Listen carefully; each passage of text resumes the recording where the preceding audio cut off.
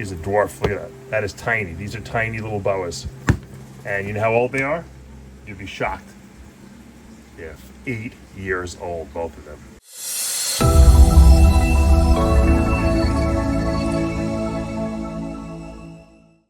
What's up, snake fans? Dave Palumbo here for Muscle Serpents Daily. It's Monday here at the facility. I don't know when this video will come. It might be Tuesday, but by the time I get to edit it, we had a nice clutch over the weekend that hatched, and we're going to take a look at that real quick. Take a look at I like to get a preliminary right after they hatch look, and then after they shed, we'll do another video probably later in the week. Also, we're going to take a look at some boas. I'm moving some boas around because we're pairing up males and females. I'm not going to show you that whole video probably till tomorrow, but I will show you a couple of the snakes that I'm kind of looking at while I'm pairing up my snakes. I still have a couple left that I haven't paired up yet, but I'm pretty close to it. And that was my goal by December 1st, so it's a little after, but I think we're right on track. Last year, I probably was about November 1st I paired up the boas. But I didn't really see breeding action until December anyway, so... And it's really been still really warm here in Florida, so had a couple cold days, but cold here is like, 50 degrees, 55 degrees. So, having said that, let's not talk anymore. Let's go look at some boas. All right, our last clutch of the year hatched out. The incubator is empty. Can't believe it, but it was, what clutch number is this? Let's take a look. Clutch 30. So we only got 30 clutches. Last year we got 60. So we got half as many, which is what my guesstimate was about. And let's talk about what the parents were. The parents were ENCHI, Clown, Het Pied. We've used that male before, and he's ENCHI, Clown, Het Pied, yes. And then the female is an Orange Dream ENCHI, Het Clown, and Het Pied. So double Het Clown Pied. So the odds were that we were going to get 2 clowns, which it looks like we did. And we should have gotten 1 pied, 25%, but we didn't hit any pieds. And the thing that sucks about it is that everything's going to be 66% Het pied, but we could always send sheds in, I guess. Now, these things are pretty wild looking, as you can see. Let's start with our non-clowns. This is definitely Orange Dream, ENCHI, Het Clown, and then 66% Het pied, because the father was a visual clown, so he has to be 100% Het Clown, and he's very clean looking. ENCHI and the Orange Dream work really well together. It actually looks super Orange Dream almost, to be honest with you, but actually, both parents were ENCHI, so it could be super ENCHI, but I don't think so. I'll tell you why. Because this little guy here, this little mini guy, who almost looked clown when I first looked at him, this guy here has got the pinched head. You see that? It's completely like a little island isolated by itself. That's going to be super ENCHI. Probably super ENCHI Orange Dream. Het Clown. 66% Het Pied. Pretty cool. Super ENCHI really cleans things up. And you know what the funny thing is? It might not even be Orange Dream. I think it is Orange Dream though. It looks Orange Dream to me. It's pretty golden orange. That would be pretty amazing if that was just super ENCHI. I'm calling it right now, super ENCHI Orange Dream, Het Clown, 66% Het Pied. Now, then we go for our visual clowns. I believe, because these are so wacky, these clowns looking, I think this is a super ENCHI Clown. I don't think there's Orange Dream in here. There could be, but I don't think there is. I think this is super ENCHI Clown. And it would be 66% Het Pied. Really beautiful looking snake. These are big babies too, and the mother was not big. Now here's the other clown. And the reason why I think that one is not Orange Dream is because I think this one is Orange Dream. I think this one is Orange Dream ENCHI Clown. I think this is only one copy of ENCHI. Hold on, let's get this guy back here. I haven't sexed these. I don't know if it's a guy or a girl, but in today's day and age, does it really matter? It hasn't declared. All right, this one is. Yeah, I think this is single. Yeah, it could be super ENCHI. Could be super ENCHI Orange Dream Clown. It's possible. which was what we were trying to hit, but we actually try to hit some pied in here. So this is, none of these are pied. This would be 66% het pied. So 2 nice clowns, 2 non-clowns, but really nice 100% het clowns. A lot of potential there. And if we send in the sheds, we can find out if they actually are het pied or not, which would be obviously increase their value a lot more if any of these or all of these or none of these were het pied. So we'll have to see on that. That's something we can now do. The question is collecting the sheds and making sure we label them properly. That's all. But I really love ENCHI clown stuff. So I think we, for our last clutch of the year, I think this was really nice. Obviously, it would have been a lot nicer had we hit the clown pied with the super ENCHI and the orange dream. But yeah, sometimes you can't have everything. Where would you put it anyway if you had everything? All right, there it is. We'll wait till these guys shed. I'm sure they're going to be crazy looking after they shed too. All right, here's a nice little boa pairing. I don't see a lock yet, but the male is definitely riding on top of the female. They're getting along. I don't want to agitate them too much. This is my smallest pair of super dwarf boas. This is my Honduran T positive. It's also what we call a sumaton, which is acts-like super form between the onyx boa and the motley gene. So it's basically motley, onyx, Honduran T positive. And it's het for anery 2. We're breeding it to a red baron, which is also known as a super onyx Honduran T positive. So basically the female only has 1 copy of onyx, the male has 2, and the female has the motley gene, which gives it that striped appearance. And I'll show you some of the babies we produced from this girl 2 years ago that I'm still growing up. She had, I think, 5 babies. I sold 1. And once again, you'd be shocked at how big the babies were. This girl is super, super small. She's, like I said, she's a dwarf. Look at that. That is tiny. These are tiny little boas. And you know how old they are? You'd be shocked. Yeah, 8 years old, both of them. Teeny tiny. Here, there's my hand. Look at how small they are. Smaller than ball pythons.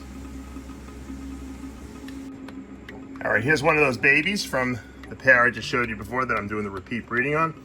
These are the really true super dwarf boas that I have. This one is a Honduran T positive, onyx motley, which creates that beautiful, gorgeous striped animal. Remember, onyx is similar to leopard, so leopard motleys, or I should say het leopard motleys, will give you a striped animal like this. The onyx motley does the same thing, only they're much smaller.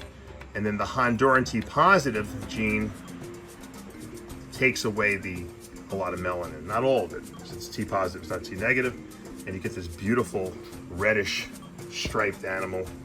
She's so tiny. She's a boy.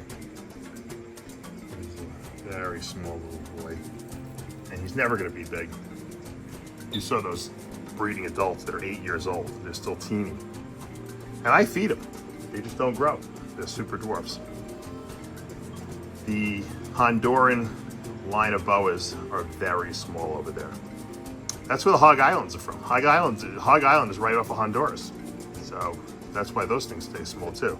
And they're even more isolated over there. So you can absolutely understand why you're gonna have dwarf boas on island localities. All right, here's the super onyx version of what I just showed you. This is a solid pattern animal. It does have a little bit of striping in here, but it's pretty solid. And this would be the equivalent of like I guess you could say a Honduran, or I guess you would call it T positive eclipse. So an eclipse would be a leopard motley with the T positive gene, and this is the super onyx, which is similar to leopard with the Honduran T positive gene, and motley. So motley with super onyx gives you a solid pattern snake. And it's called the red opal.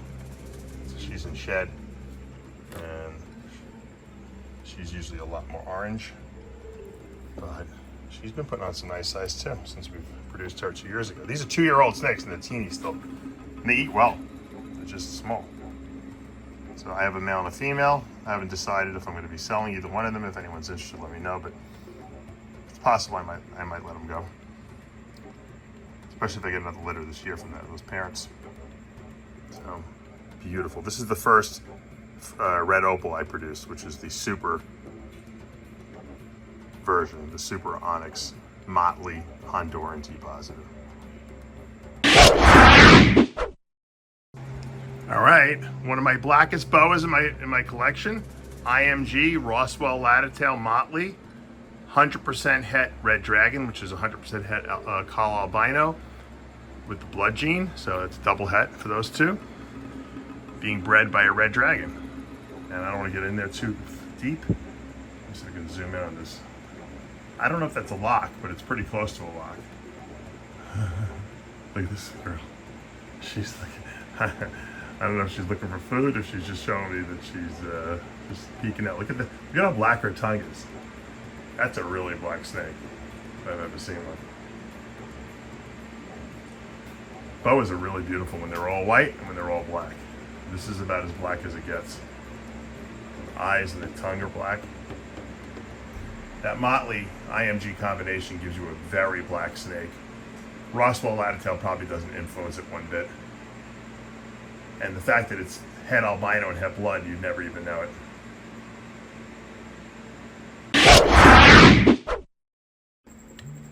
What's up, big boy? My little boy Kofu. He's put a lot of size on. He's gotten big. Yeah, he's a big boy. He's a very big boy. Right? You put some good size on. Maybe you'll be able to breed soon. Maybe another couple months. 6 more months, maybe? I'm thinking April. That was always my projected date for him. In the spring of 24, if he proves to be a male, could be a female, he should start getting to that age where we could be able to sex him based on jaw and other hemipene swellings and stuff like that. We'll start examining him a little more and smell it out. He's being pet. If I put a glove on, I could probably get him out. Maybe all right. Good boy. Good boy.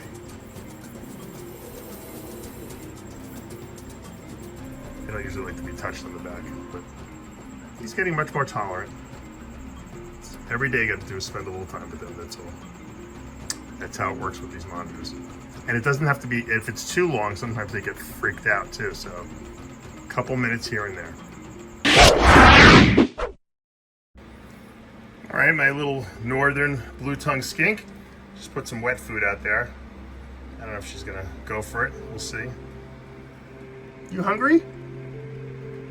I just fed you a couple days ago. Yeah, I'm not gonna put my hands there, she'll probably take my hand. They have very strong jaws. You don't want to get bit by a blue-tongued skink that thinks it's going to be eating food. She's not a biter in general, but she's hungry, I think. That's why I fed her. Gave her some. They like the wet food. I only give it to them like once a week, maybe twice a week. But she really should be going into brumation very shortly. But every time I brumate these guys, it doesn't work. So I've almost given up on trying to breed blue tongues, but maybe I'll try one more time this year. Go get some food. Yeah, we love you. All right, guys, that's going to do it for today here at Palumbo's Pythons and Boas. We're getting into the heat, or the heart, I should say, of the boa and ball python breeding season. I haven't decided exactly all my ball pythons yet as far as pairings, because I still have some ones that are just over the borderline. These females are just ready to go, so I'll be pairing those up in the next couple of days. The boas I felt were more of a concern because they're ready to go and I wanted to put them together. So I got most of them together, probably the rest by the end of the week.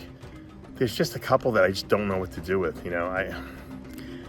I just have some, like I have a really beautiful fire labby. It's het VPIT positive. I don't know who to put them with because I don't really have a VPIT positive female that I really want to breed this year. And I don't know if I want to produce hets, so I haven't really decided yet, so we'll see. aside from that, everything looks like it's in the right place, and hopefully we'll have another great season. This was a good boa breeding season for me this year.